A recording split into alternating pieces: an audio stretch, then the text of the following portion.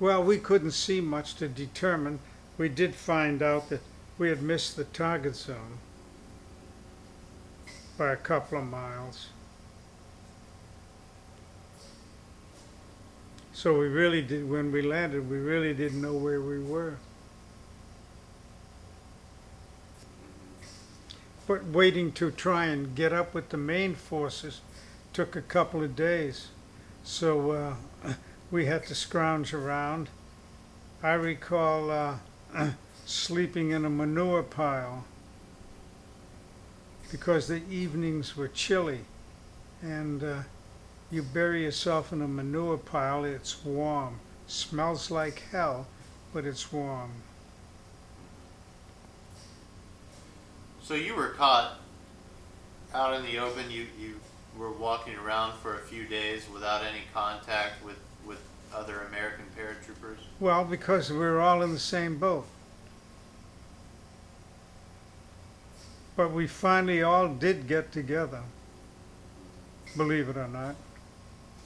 And when you were by yourself, what were the circumstances at that time? Would you stay mostly in the fields? Would you stay put during the day and move at night? Or? Well, a little of both. A little of both.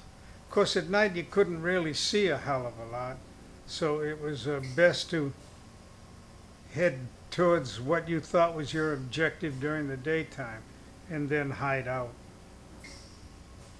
And did you come into any enemy contact? Oh, yes. Yes, we did have rifle fire. And we could hear the rest of the war going on. Bombs and planes and everything else. Look at the sky and you see them all. Like, where the hell are they? They're supposed to have been here. And you'd find some lone guy and you'd say, what outfit are you from?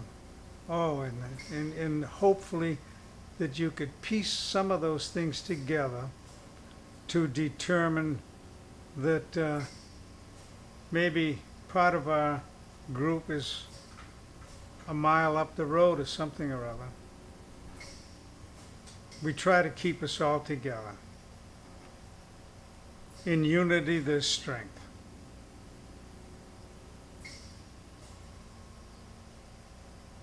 And then moving along as your group got bigger, did you, I would imagine the larger your group, obviously, the more you would run into contact with the enemy. Was that the case? Yes, because we were still really on their soil, they were still defending that. They were all around. And do you recall how many days it took you to link back with the main force, so to speak?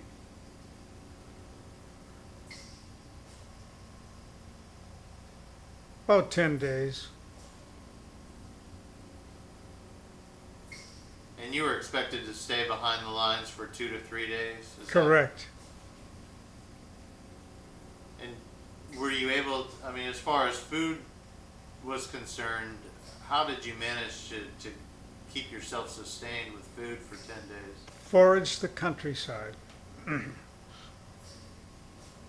Were any civilians able to help you, or did they offer assistance? Yes, some of them did. A few occasions wherein I had fresh eggs. Or somebody would roast a chicken. It's amazing how you can survive. And were you weary or leery of the locals, whether or not they would turn you in to the Germans, or whether or not they were happy to be liberated or to see Americans? Most of them were happy to see us.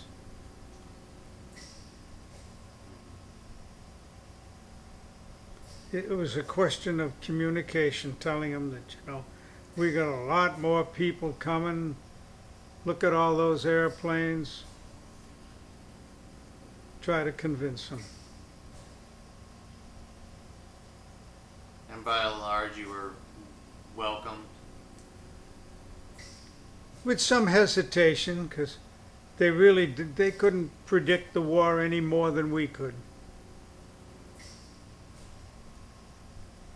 Fortunately, with Hank speaking excellent German, my little Italian, Papashak spoke Polish and Ukrainian, so we had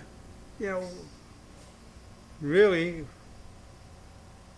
we had enough guys in our small outfit that we could speak any language.